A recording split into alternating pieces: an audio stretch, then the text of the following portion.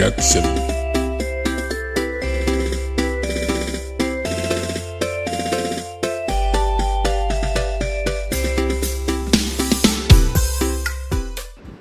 Perkataan Riau, dulu ada kerajaan namanya Kerajaan Riau, Riau Lingga, Johor dan Pahang, Lingga Riau dan Riau Lingga.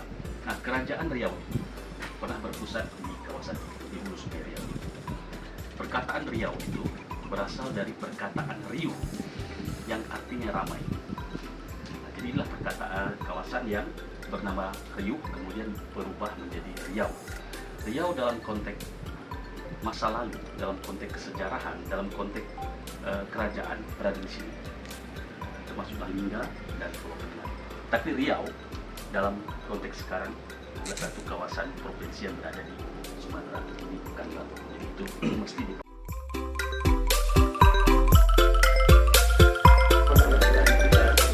kompleks makam Opudai Marewah. Sekarang ke Opudai Celak.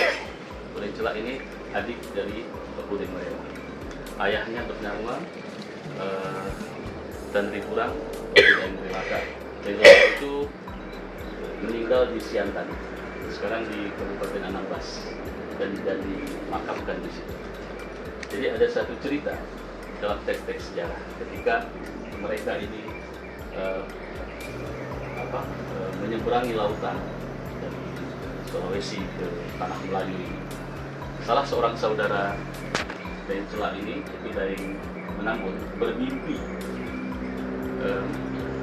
dari zakar Daeng Celak ini muncul seperti ular naga yang kepalanya mengarah ke barat. Jadi kemudian itu diiktibarkan orang sebagai anak cucunya akan menjadi penguasa di Tanah Melayu. Itu ditulis dalam Tupat Al-Nafis Raja Ali Haji.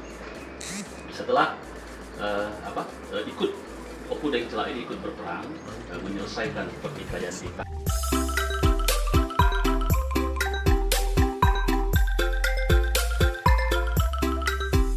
Kerajaan Johor. Kemudian setelah selesai, Opudai Marewah dianggap menjadi yang dipermudah Riau pertama. Dari tempat kosong menjadi pusat pemukiman sebagai hadiah perkawinan dari Sultan Mahmud Lingga atau Sultan Mahmud Riayat Shah yang makamnya di Lingga kepada Raja Hamidah. Gelarnya Engku Putri binti Raja Hadi Bisabilillah, seorang perempuan keturunan Bugis Melayu yang tinggi kedudukannya di Adan Melayu di sini.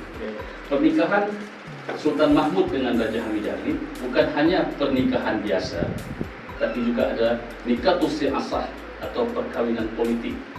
Perkawinan politik untuk meredakan perselisihan antara orang Melayu dan orang Bugis karena politik Belanda dan sebagainya. Jadi dinikahkanlah Sultan Mahmud mewakili orang Melayu dan Raja Hamidah sebagai wakil daripada pihak.